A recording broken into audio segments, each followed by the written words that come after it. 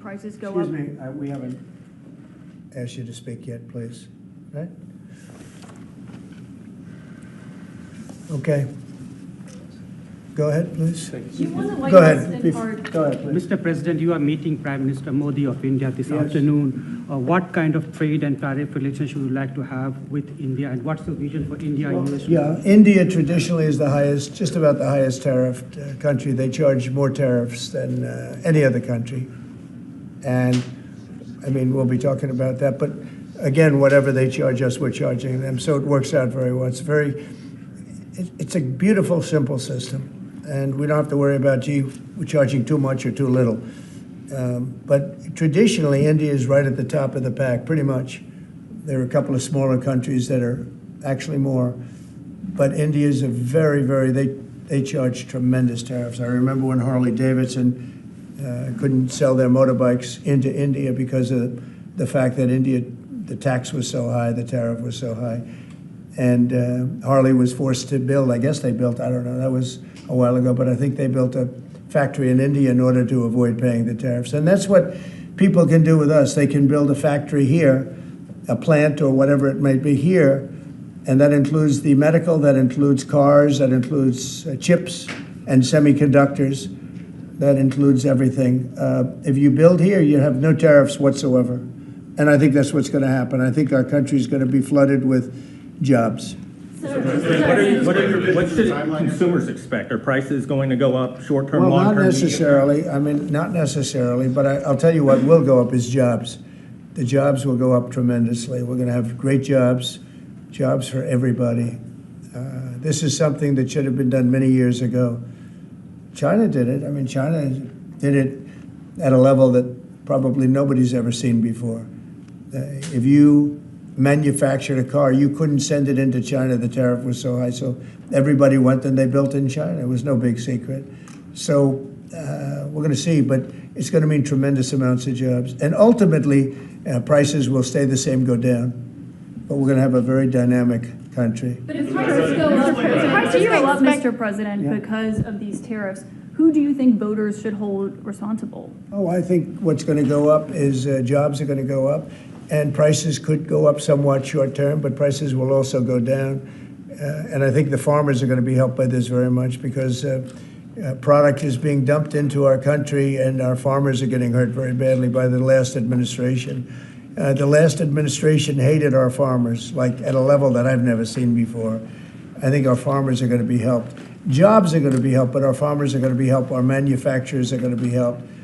And again, if somebody wants to come in, including the car companies, if they want to come in and build car plants, they'll do it without tariffs, and therefore prices won't go up. There could be some short-term disturbance, but long-term, it's gonna make our country a fortune. So Americans should prepare for some short-term pain. No, you said that. I didn't say that. But if the prices go up, Let's see what happens. Nobody really knows what is going to happen, other than we know that jobs are going to be produced at levels that we haven't seen before.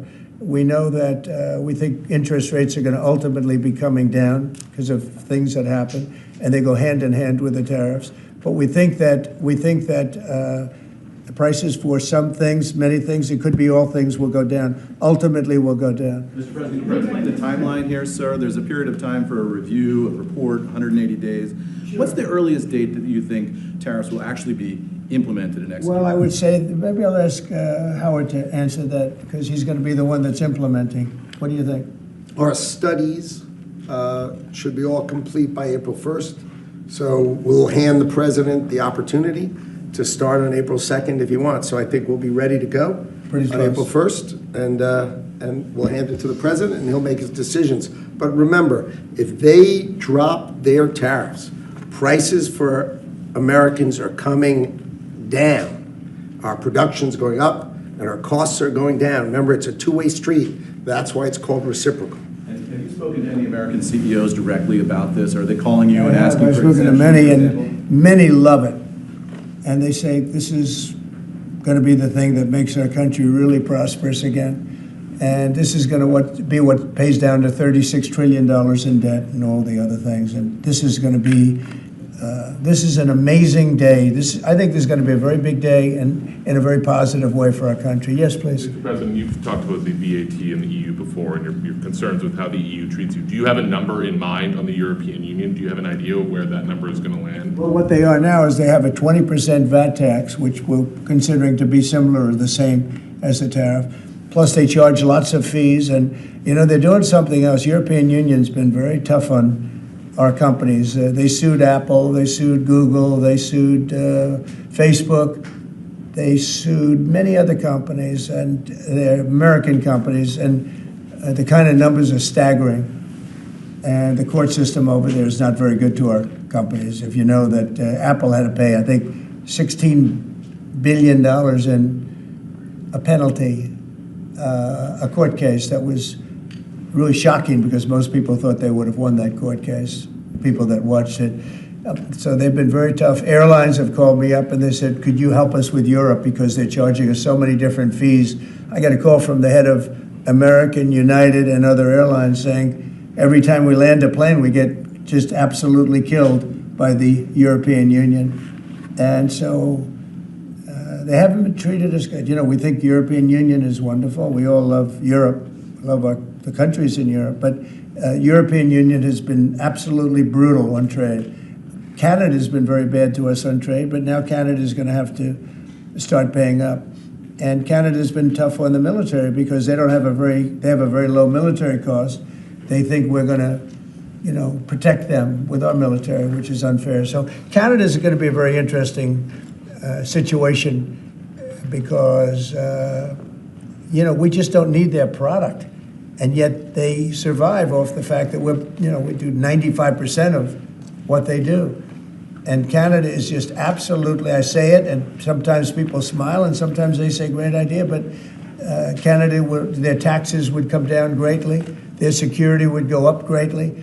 Amazing things happen to Canada, and really Canada in this particular, why would we pay $200 billion a year in subsidies to Canada when they're not a state? You do that for a state, but you don't do that for somebody else's country. So I think Canada is going to be a very serious contender to be our 51st state. Mr. President, how are negotiations going with Canada? There was obviously a delay in implementing those tariffs. I spoke to Governor Trudeau on numerous occasions, and we'll see what happens. But it just sets up so good for them. Look, the people would pay much less tax than they're paying right now. They'd have perfect military protection. They don't have any military protection because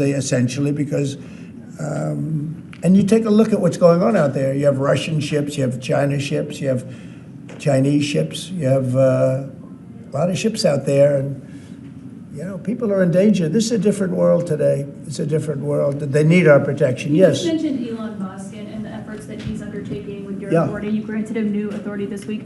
Will he secure any new government contracts while he is working on DOGE? No, not if there's a conflict. If there's no conflict, I guess what difference does it make? But we won't let him do anything having to do with the conflict. Are you personally checking to make sure there's no conflicts of interest? Yeah, I am. He answers to you. Sure, he does. First of all, he wouldn't do it, and second of all, we're not going to let him do anything where there's a conflict of interest. Mr. President, your negotiations with the EU are there's discussions ongoing already. How quickly do you expect that you'll hear back from them about any of these other measures? I can't tell you, yeah.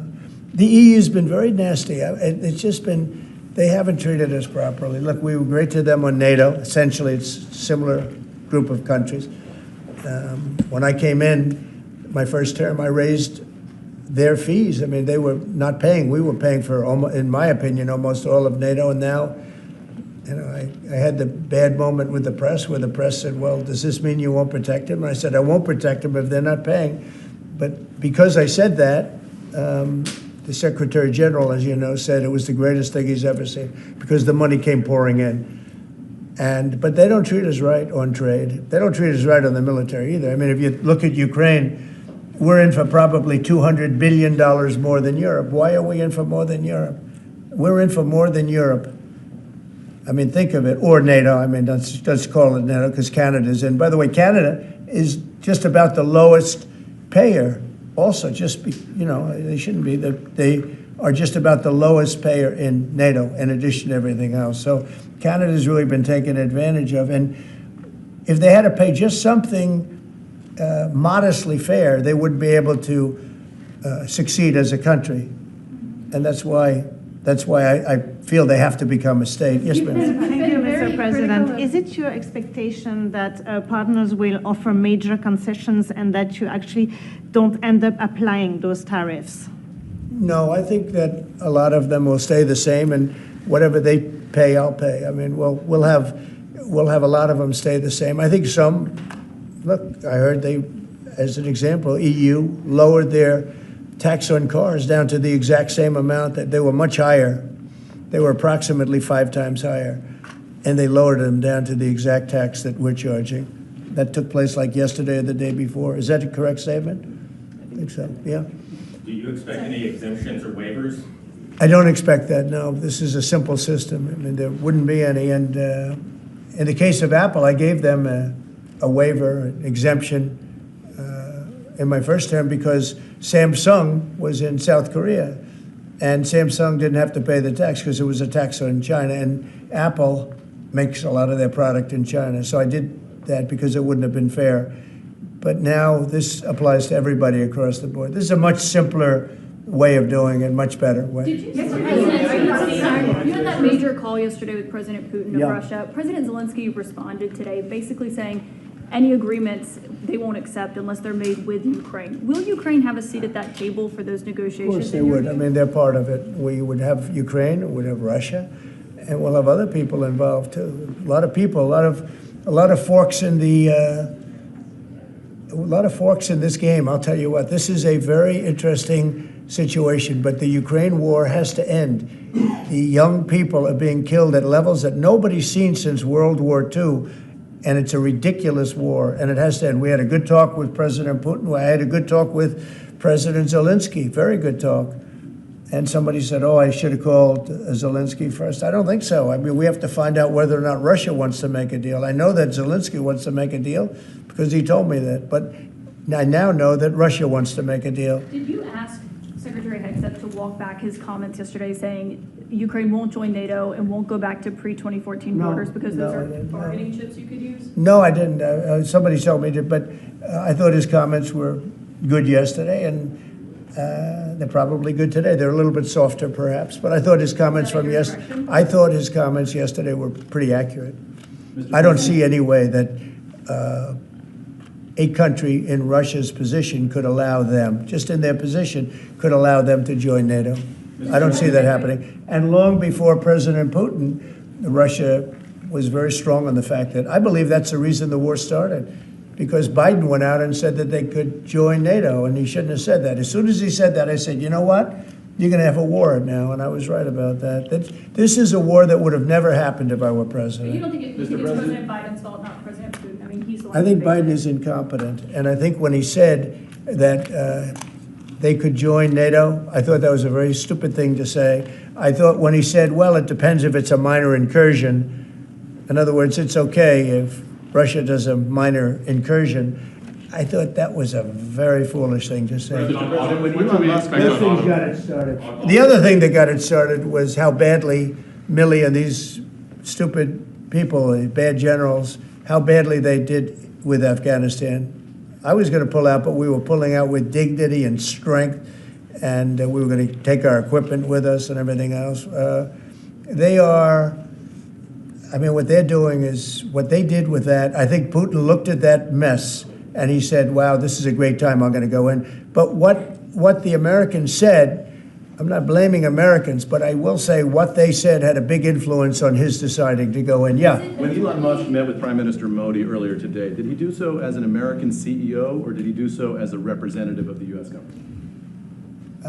Are you talking about me? No, Elon Musk. Oh, Elon, I don't know. They met, and I assume he wants to do business in India. But India is a very hard place to do business in because of the tariffs. They have the highest tariffs just about in the world, and it's a hard place to do business. No, I would imagine he met possibly because, you know, he's running a company. He's doing this as a as something that he's felt strongly about for a long time, because he sees what's happening, and he sees how the country is really being hurt badly by all of the fraud, waste, and abuse. Yeah. So how do you know whether he's meeting with the CEO or meeting with a representative of your government? Well, he's meeting with me in a little while, so I'm going to ask him that question. All right? I'll ask him that question. Yeah. On auto tariffs, what should we expect, sir? You mentioned obviously steel and aluminum and pharmaceuticals. What are you thinking about auto tariffs? We haven't talked about that much. I think autos are coming soon. I think they're all coming more or less at the same time. And it's not going to be a big shock to the system. But what it's going to do is it's going to bring pharmaceuticals back to our country. Much more important than the money. It's a lot of money, but it's going to bring pharmaceuticals back to our country. It's going to bring chips back to our country. It's going to bring automobile. We're going to do a lot more automobile manufacturing in our country. You know, when I did this, when I announced this during the campaign, they were going to build the largest car plant in the world in Mexico. It was almost under construction. It was just starting. And when they heard me make that statement, and they thought I was going to win the election, actually, it was a few months before the election itself, China was building the car plant. It was going to be the largest in the world. They immediately stopped construction. You can see the foundations there. They immediately stopped. When they heard I was doing this, that would have destroyed Detroit. It would have destroyed Michigan. This plant would have taken up more than almost the whole state built. And it would have been very destructive. When they heard me speak, and they said, wow, if he gets in, we're gonna lose our shirt. So they stopped building. That's the impact that tariffs have. Again, you know, I say it, and I say it loudly. It's the most beautiful word, but now I say religion, love, and a couple of other things are more beautiful, because I got in a lot of problem with the fake news when they said, oh, other things are more important. God is more important, but these are the words. But I would say it's number 4 or 5. To me, it's the most beautiful. And I'll tell you what, I think really reciprocal tariffs, those 2 words, reciprocal makes tariffs really fair. There'd be no exemptions, right? It would be all auto imports? Any exemptions, no, because you don't need to. With reciprocal, you don't need to. Mr. President, is Gavin Clegg just arrived at the IRS? Fox Radio. Do you have a update on the TikTok negotiations? Yeah, we have a lot of people. Timeline's running out, isn't it? Sure, well, I have 90 days from about 2 weeks ago, right? And I'm sure it can be extended, but let's see, I don't think you'll need to. We have a lot of people interested in TikTok, and I hope to be able to make a deal. I think it would be good. You know, people have learned it's very popular, and we'll have to probably get approval from China to do it, but we have a lot of people that are interested, and a lot of people, I think China will be interested because it's to their benefit too. So I look forward to that, but we have a lot of people that are interested in TikTok, quite a few. Mr. President, Doge workers arrived today, Gavin Clegg and others arrived today at the IRS. Do you expect to close the IRS, or what are you expecting? No, I don't expect it, but I Someday. think that the Internal Revenue Service will be looked at like everybody else. Just about everybody's going to be looked at. So it's they're doing a hell of a job. It's an amazing job they're doing. And you know, that force is building.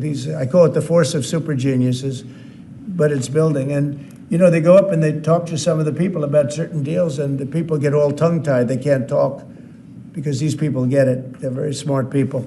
We need smart people. Yes, Brian? On tariffs, sir. Yeah, Brian? Yes, sir. Mr. President, I know that during the campaign, it was huge in Pennsylvania as far as bringing back manufacturing. Have we talked to any CEOs since the tariffs were announced on steel and aluminum? What's the feedback from those guys? They are in love with it. As you know, in Pennsylvania, U.S. Steel is through the roof. They're all through the roof. That's why I didn't want U.S. Steel to make a deal with Japan or anybody else. I think it's going to do great. But I think maybe more than anybody else, the steel companies and aluminum companies, they're in love with what's happened. And this will eventually be the car companies and chip companies. We have to have chips made in this country. Right now, everything's made in Taiwan practically, almost all of it, a little bit in South Korea. But everything, almost all of it is made in Taiwan. And we want it to be made. We want those companies to come to our country, in all due respect. You know, they took the business away. Taiwan took our chip business away. We had Intel, we had these great companies that did so well, and it was taken from us, and we want that business back. We want it back in the United States. And if they don't bring it back, we're not going to be very happy. You Sir, on mentioned tariffs, are you- pharmaceuticals as well in China. That's national security to bring that back. Yeah, China and other places. We want to get the pharmaceutical and drug business back into the United States, where it should be, right? Sir, on tariffs, are you concerned that the countries that would be most affected, like India, would just shift their trading to China? No, I'm not concerned about anything, really. I mean, I'm just doing what's fair. This is a very fair thing. This should have been done a long time ago. I would have done it, but then COVID hit. I was getting ready to do this years ago, and first term we had the most successful economy in history, and then COVID hit, and this was going to be the thing that I was most waiting to do, but it was awfully hard to do this with Italy and France and Spain, and all those people were dying, and then we put tariffs on. See, I have a big heart. Sir, on Ukraine, when Putin says that he really wants peace, do you believe him? Yeah, I do. I believe he wants peace. I believe that President Putin, when I spoke to him yesterday, I mean, I know him very well. Yeah, I think he wants peace. I think he would tell me if he didn't. I'd like to see peace. Do you trust President Putin? I believe that, I believe that he would like to see something happen. I trust him on this subject. I think he'd like to see something happen. I think it could have happened a long time ago. I think Biden, number one, it shouldn't have started, but it did. And now all those cities are knocked down, like demolition sites. All those beautiful golden towers are knocked down. There's nothing going to replace them. But much more importantly, you lost millions of people. A lot of soldiers, but you lost millions of people. When they knocked down those cities, and they're all laying down on the side, they're laying down just in ashes and all crumbled up concrete. They literally look like a world-class demolition site. And many of them, almost all of them, but many of them, and this should have been done by Biden years ago. This should have never been allowed to happen. I know he's a friend of yours. But couldn't Putin just withdraw his He's a friend of today? CNN. That's why nobody watches CNN anymore, because they have no credibility. Okay, who else? Yes, please. Sir, if you can find a buyer in the United States for TikTok, do you think Xi Jinping will authorize the sale of it, or will he? I'm going to make it worthwhile for China to do it. I think so. I mean, I got to know TikTok because during the election, I ended up with 36% higher than my opponent with youth. Okay, that never happened before. I mean, that's always been a Democrat thing, youth. It became a Trump thing. And I think TikTok, I think Joe Rogan was a part of it. Some of the great people that I did interviews with were a part of it. But I think that TikTok was I think it was a big part. Look, as you know, we were up by 36% with youth. The Republican was never up with youth. And I focused on TikTok, and I found it to be amazing, actually, and very fair. And I think the image of TikTok is different than it was before the election. I think people saw it, and they view it as a positive, not a negative. I think it'll be to China's advantage to have the deal be made, yeah. How much money do you think you'll raise from tariffs on an annual basis? That's the most interesting question. I think it'll be a staggering amount. It will be I call it the External Revenue Service. That was a name that was devised by a few of us, but I think it's going to be a staggering amount. We've heard the number 1 trillion floated in meetings with senators. Is that a number you've thought of? I don't know, but already the Senate's saying, well, wait a minute, they're looking at some of the numbers and they're saying, whoa, look, we want to, I say America first, I say make America great again. That's what we're doing. I think it's the most important thing I've signed. I've signed some very important things. Right to try was so important. I mean, a lot of important things. Space Force, the biggest tax cuts in history. This could be one of the most important things that we've ever signed. Do you expect the Russians and President Putin to attend the summit in Saudi Arabia? Eventually, yeah. Not quite yet. It's a little early. They're having a meeting in Munich tomorrow. Russia is going to be there with our people. Ukraine is also invited, by the way. Not sure exactly who's going to be there from any country, but high-level people from Russia, from Ukraine, and from the United States. Do you want to have Russia back to the G7, sir? I'd love to have them back. I think it was a mistake to throw them out. Look, it's not a question of liking Russia or not liking Russia. It was the G8, and I said, what are you doing? You guys, all you talk about is Russia, and they should be sitting at the table. I think Putin would love to be back. Obama and a couple of other people made a mistake and they got Russia out. It's very possible that if that was the G8, you wouldn't have had the problem with Ukraine. And if I was president, you definitely wouldn't have had the problem with Ukraine. Russia would have never attacked Ukraine. But you ask a very good question, the G8. It used to be the G8, and then these people threw them out. And I was arguing with Trudeau and with numerous of the people. Actually, Prime Minister Abe, a great man from Japan, agreed with me 100%, and some of the others did too. But I got there, it was the G7, as you know. They had already been terminated. I think it would have been very helpful, and it still would be helpful to have Russia be a part of that mix. And I think if they were, I don't think you would have had the problem that you have right now. Russia is part of the G20. They kicked them out, of course, because they illegally annexed Crimea. I mean, how would you have responded if Russia invaded or took over? They took Crimea during Obama. 2014. They took, well, now they're looking to take the whole thing. Then they took a big chunk of land and people, as you know, during Bush. And now they're trying to take the whole thing during Biden. You know, the only one that didn't give them anything is Trump. They never took anything with Trump, nothing, not 2 inches of property of land. But Crimea was Obama. And then Bush gave them a lot, if you remember. And then, in fact, it's a sort of a standard little phrase, and Biden's giving them everything because this is a war that shouldn't have been had. And the only one that didn't give them anything is Trump. It's just the way it is. What's the message from Wall Street about these tariffs? So there's been some nervousness on Wall Street about the impact. So. I mean, there hasn't been very much, and I think it's going to make the United States stronger, and in many ways it could make other countries stronger too. You know, other countries want to have a strong United States. They want to have a strong America. And I think it's going to make us very, very strong, much stronger. And we have a lot of work we're doing on the military. Our military already, I've authorized some contracts to be built that are very substantial. We're building the greatest equipment in the world. We have the greatest military equipment in the world. We're building it. At some point, when things settle down, I'm going to meet with China, and I'm going to meet with Russia in particular, those two. And I'm going to say, there's no reason for us to be spending almost $1 trillion on military. There's no reason for you to be spending $400 billion.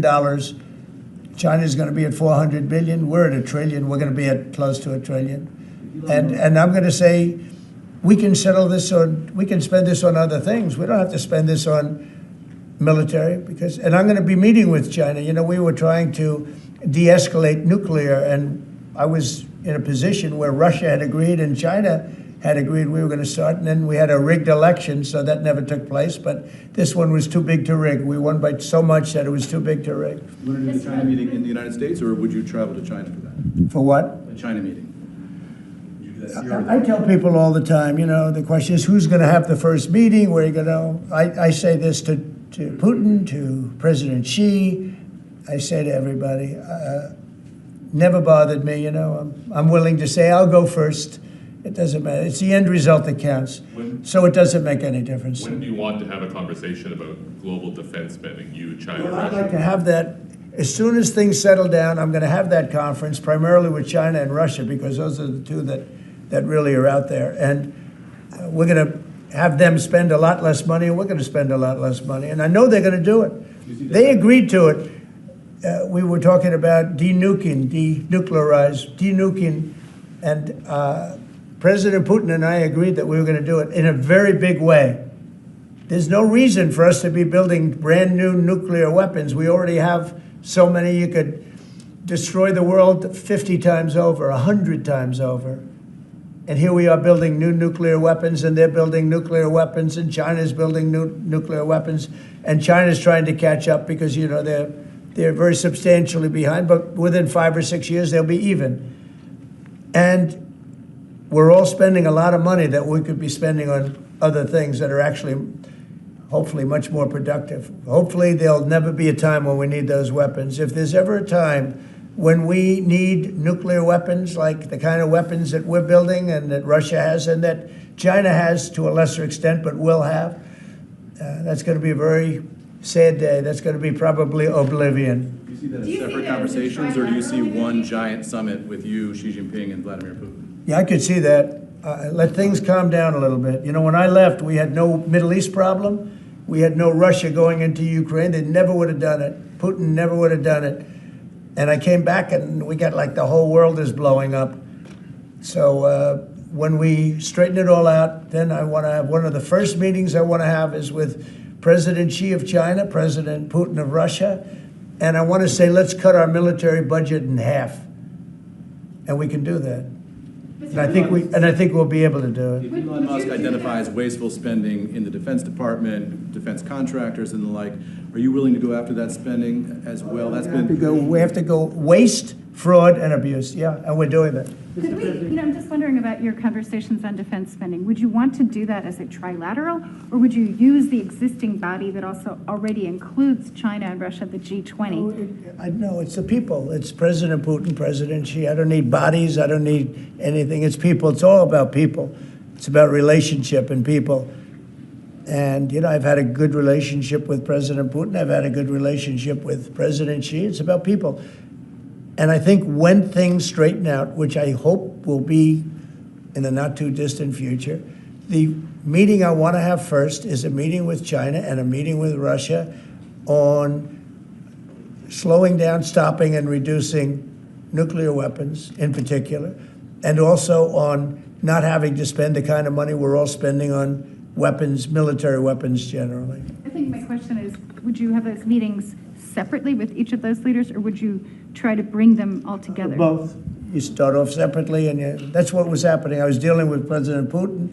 We had really an understanding where we were going to denuclearize. What a beautiful term that is, right? Denuclearize. What a great thing if we could do that. And we were going to, he really liked the idea, and so did I. And we had then called China, and China was very open to it. And then COVID hit, and then we had a rigged election. But now there was no rigged election. Now we have an election that was too big to rig. That's what my whole theme was, too big to rig. And they tried, but they didn't pull it off. Sir, as part of the reciprocal tariffs, would you also direct agencies to study the impact they would have on prices in the U.S.? No, there's nothing to study. There's nothing to study. It's going to go well. The United States is going to become a very, very strong economically country. Yeah. Mr. President, in the past you have spoken against BRICS. India is part of BRICS. Do you want to dismantle BRICS, or you want to US want to be part of it? I don't care, but BRICS was put there for a bad purpose, and most of those people they don't even want to talk about it now. They're afraid to talk about it because I told them if they want to play games with the dollar, then they're going to be hit with a 100% tariff the day they mention that they want to do it. And they will come back and say, we beg you not to do this. BRICS is dead since I mentioned that. BRICS died the minute I mentioned that. And I remember when Obama and Biden in particular, I guess he said that, they have us over a barrel. They don't have us over a barrel. We have them over a barrel.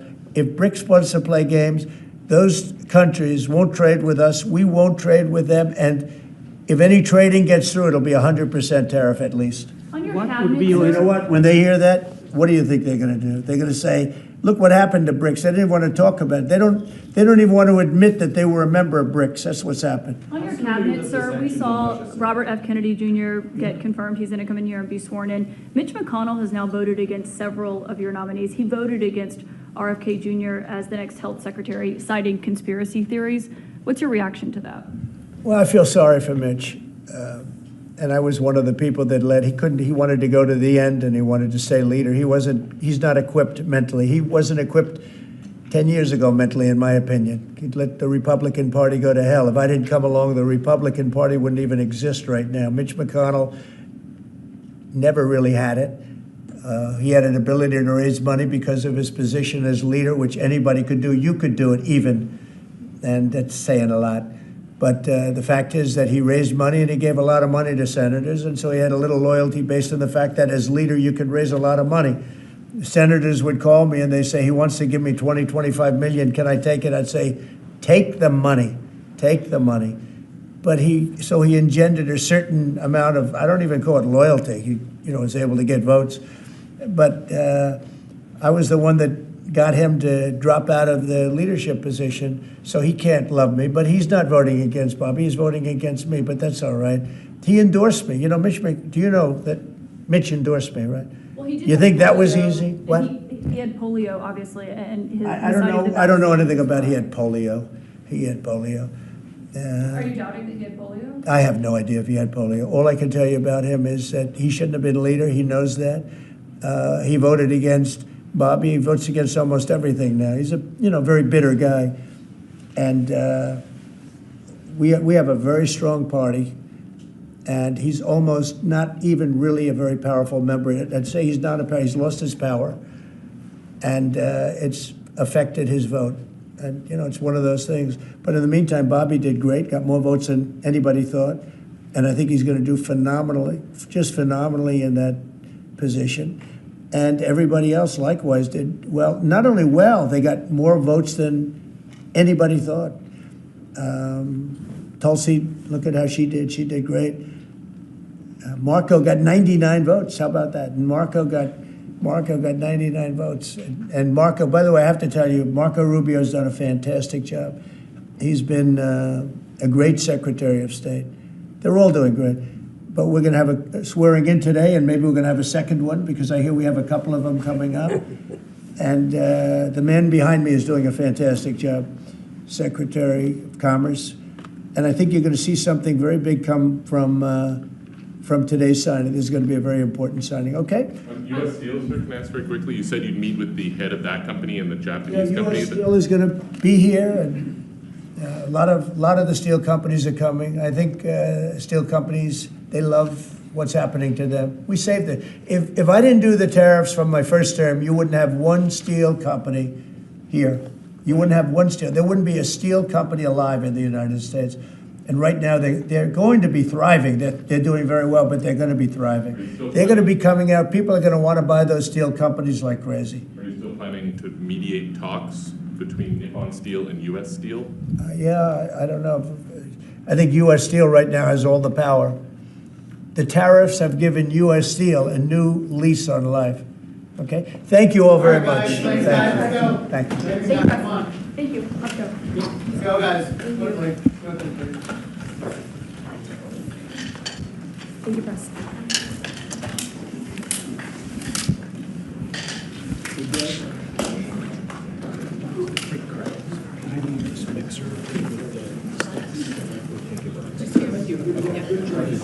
We leave the stage, right? Okay.